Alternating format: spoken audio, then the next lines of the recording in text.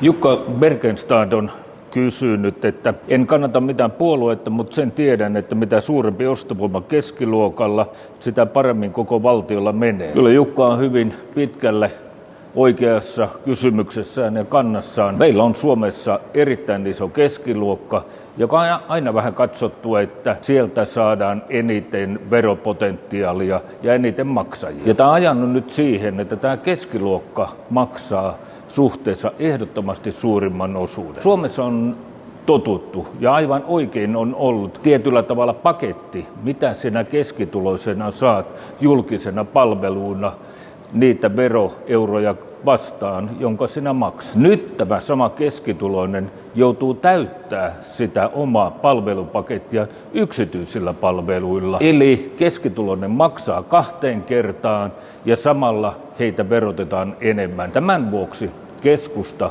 omassa vaihtoehtobudjetissaan kohdisti tuloveron kevennyksen nimenomaan keskituloisille.